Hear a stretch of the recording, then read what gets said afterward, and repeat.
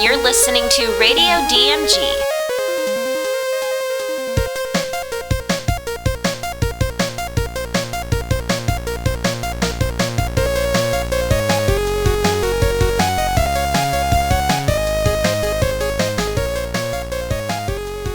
And welcome back to Radio DMG. I am your host, Phil Wesley, the Mile High Mouth, and today we're going to be doing an interview with Taliesin Jaffe, and this will be the first Radio DMG episode, also streamable on YouTube. We probably will not do this with Musical Rations. Well, not on our main channel, because we're sure that those things are going to get hit with all sorts of copyright claims, and oh my goodness, I don't really want to deal with that. So, instead, we have just these. Does that mean these are going to get longer? No, they're not. These are going to stay about the same size. I mean, we're talking something that's kind of low impact and whatnot. I mean, we'll have longer episodes like the Holding the Bridge episodes. We're going to have a little bit of historical information in them and sound clips and whatnot. But we're also going to make these into what they really are. Those are going to be mostly political ranting. Yay! And these will be mostly interviews or other content. Like if we tape panels, we'll have the audio from the panels in there and such like that. So we're going to have actual episodes of Radio DMG, starting with this one. And then we're going to have more Radio DMG Rewind stuff where it's just the additional audio that we had in, well, we're going to do little package things now because we have all sorts of interesting audio that we can still add to those. Oh, there is going to be a Glorious Excess episode and another Musical Rations episode not before the end of the month. Like, we'll have a Musical Rations episode maybe before the end of this month, and we'll have a Glorious Excess episode where I'm going to put up the rest of the Pocket Edition stuff and then like a couple more audio that I found with reasonable disclaimers about it. So, yeah, that'll be a thing. And that'll probably be out, well, before the end of November, we'll have another Glorious Excess episode out. But what we did take like a 2-week hiatus, essentially, because we were looking at this and we were doing 2 episodes a week. And I was like, oh, you know what? We did those and we put those together and we'll just, that'll be it. Sorry about that. But yeah, there you go. That's, where we are on this. If you've been watching Radio DMG, if you've been watching Area DMG and DMG Ice, you'll note that we have a Tumblr now, as well as lots of videos up, lots of unboxings, lots of this thing where we're doing new 3DS versus new 3DS XL video stuff where we compare games between the two systems to show people what they look like on both of them, which is actually pretty good. So yeah, there's that. And, we're going to start working more on our reviews because we want to get more reviews out. Scare up some reviews for everybody. And that's about it. It's going to be kind of a short episode. So go ahead and...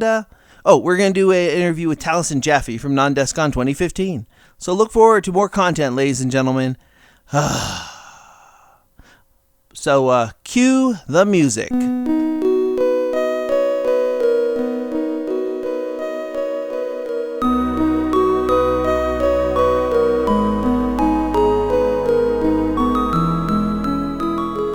And welcome back to Radio DMG. I'm your host, Phil Wesley, the Mile High Mouth, and I'm here at Non-DESCON 2015 with... Taliesin Jaffe. Hello. Hi. So, just in case our studio audience isn't familiar with who you are and what you do, who are you and what do you do? I'm a voice actor and voice director from anime and video games. I've directed the dubs of things like Hellsing and Hellsing Ultimate, Street Fighter 4, Back Mongolian Chop Squad, ROD the TV, and then you can hear me in things like World of Warcraft, One Piece. I just started showing up as a pirate in One Piece. I'm also in Street Fighter 4. What else off the top of my head? This is always the tricky part. Gunsword. I can't talk about that. Bunch of stuff I can't talk about. Final Fantasy 14, Final Fantasy 4, all sorts of... Just everything. Lots of stuff. You can hear me all over the place. Yeah. Kind of a jack of all trades with in the entertainment industry. for the most part. As you got to be. Yeah. It's the way to live. So, why did you choose that life? I was too inept to do anything else valuable with my time. It's kind of true. I was a child actor. I've been acting since I was 6 months old. I've been working professionally, and I wanted to get out of film and television and figure out a way to keep acting while doing really terrible things to my hair. And so I figured out voiceover is a great way where you can do anything to your haircut, and it doesn't matter, and get parts that I couldn't otherwise get, and play great military generals or evil wizards or all sorts of stuff. So, child actor, like commercials and such? Oh, film, television, commercial, all sorts of things. Like a stunt double for the Olsen twins? Not just kidding. For both of them, yeah. No, yes, absolutely. I did 2 years on a sitcom called She's the Sheriff. I was in a film called Mr. Mom, 2010, Explorers. I've done just all sorts of strange things. So do you come from a family of actors? Not actors per se, but my family have been working in the entertainment industry for 4 generations. So my great grandmother was an actress, and my grandfather was a writer. My mother was a casting director. Both my uncles are producers. It's just something we've sort of done for a long storied forever. History. Yeah, forever and a day. So, if that weren't an option, working as a voice actor or as an actor, what do you think you would be doing? I had a brief notion when I was younger to become a coroner. I like the idea of working with the public in a venue where they can't say no to anything. So I don't like complaints. So, boy, I'm in the wrong business for not liking complaints. But goodness, yeah. So how do you deal with the complaints? Because sometimes there are fans who are like, I didn't like the way you pronounce this thing, or I didn't like that. How do you deal with that? I take an hour every day, about an hour, and I backtrack the IP information and anybody who makes a comment that I don't like. I find their home, I sneak in, and tend to leave a dead animal on their bed. I give it like a good hour every day. It's like my little exercise to my own mental health. Horses, rats, things like that, right? It depends on just how vile their comment was. Anything from a small park squirrel, a dead fish on occasion. Once I tried to get a moose head into somebody's house, but it wouldn't fit through the window, so I just ended up leaving those antlers. Yeah, it's a tough poor planning. Life. Yeah, it happens. Yeah. No, when people, I actually get a surprisingly small amount of negative comments. I'm actually quite happy about that. But when people do bitch, and people will, it's just a sense of perspective is always good. I used to go to a forum where people would complain about the Lord of the Rings movies, and remind myself that's all right. Everybody, there's somebody who hates everything. There's just always going to be someone who the hates hobbits everything. Are too tall. It's like, Peter Jackson ruined everything. I'm like, okay. It's like they didn't see Meet the Feebles. I love Meet the Feebles. No, it's an underrated one. That and Bad Taste. Bad Taste. My favorite of his is Dead Alive. I'm a big Dead Alive fan. Oh man, I love how everything seems to reference that, just like the Sumerian rat things. Yes, that's one of those that not enough people have seen that one. No, it was never. a great take on the zombie genre. Such good stuff. Well, speaking of the zombie genre, what do you think of Non-Descon 2015 and the hotel in Denver, Colorado? Well, I briefly lived in Colorado, so it's kind of nice to be back and enjoying that. I used to live in the Roaring Fork Valley many years ago.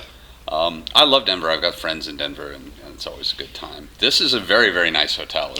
And everybody seems to be having a great time. The hallways are filled with teenagers screaming and running around and doing all the things teenagers do. I think it's great.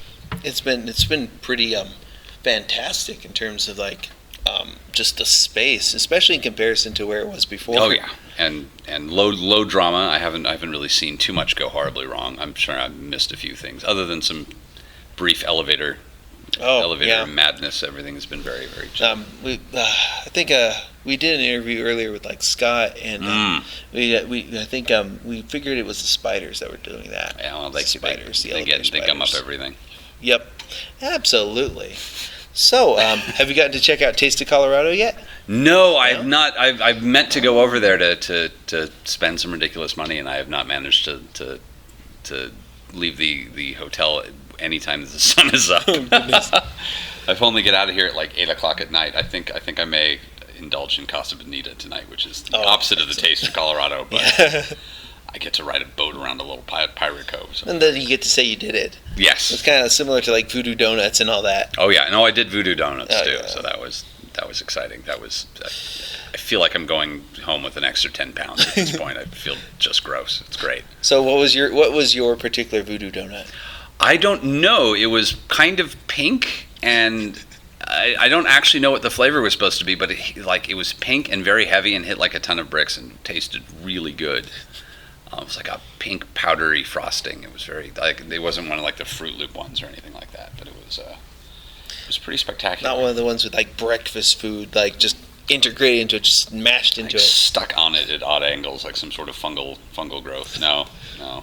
Oh yeah, because Cheerios, that's fungus. It looks like magic rocks that it's just it's amazing. So talking about going back to the convention, actually, one thing I love about these conventions, and I'm sure you appreciate it too, is the energy of the convention, that power and energy that people bring to it, and it just explodes across this whole area, Oh, it's lovely. I remember being young once. I wish I could keep up anymore. I'm so tired.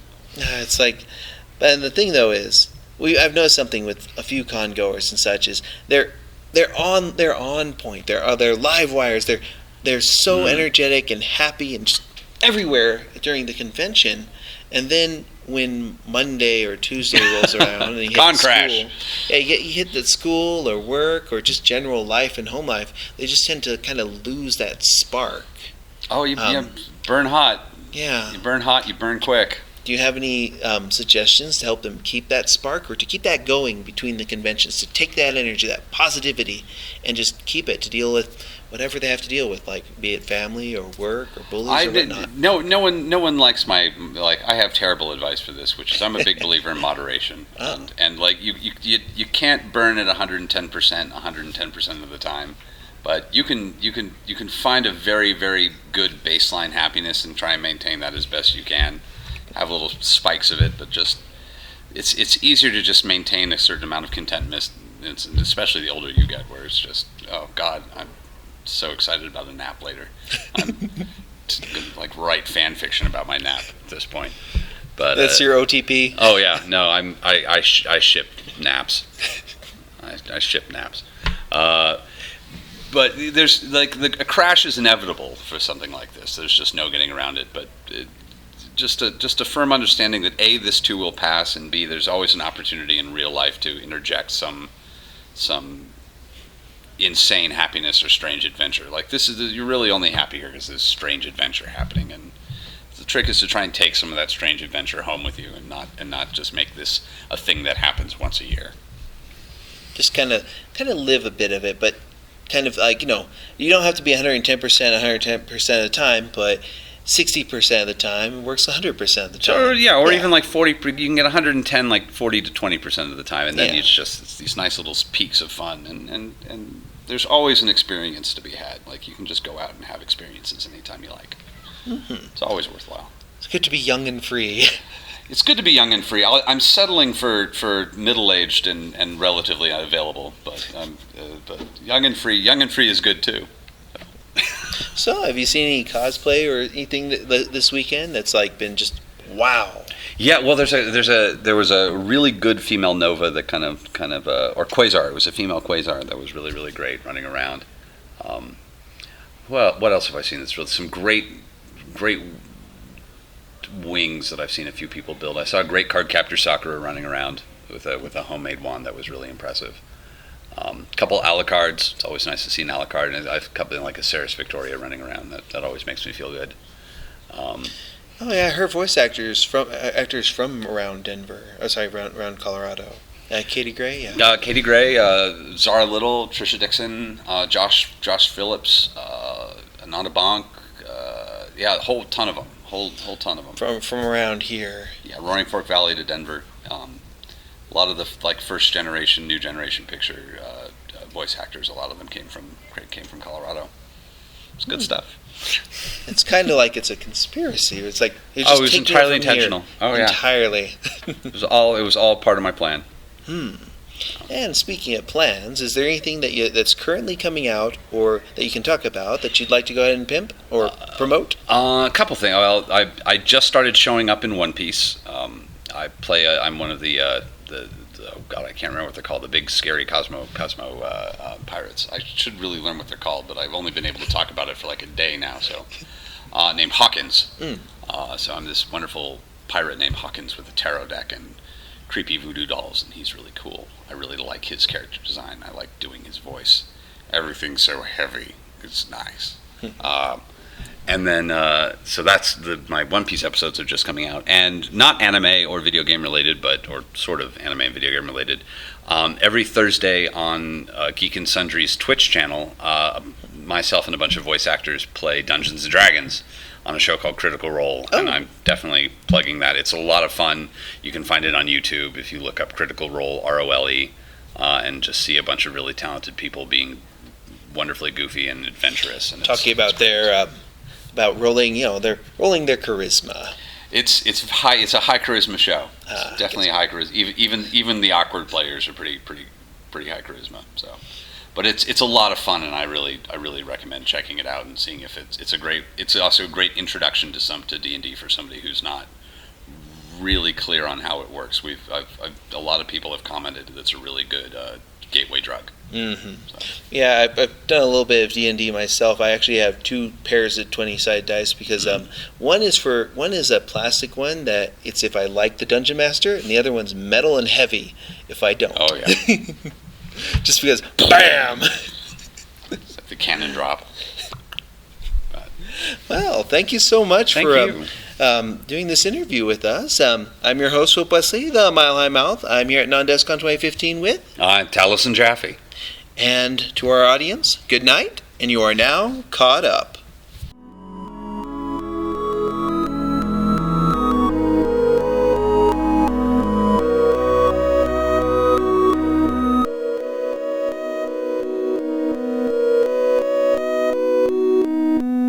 And that would be our episode for today. I am your host, Philip Wesley, the Mile High Mouth.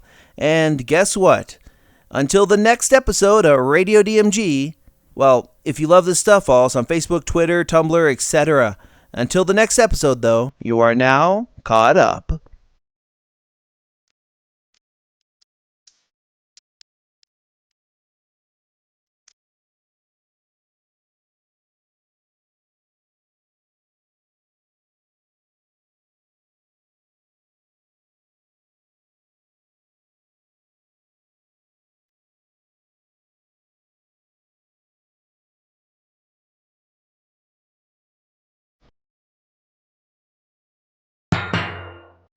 And I decide I'm going to have to add some vocal fry to this one.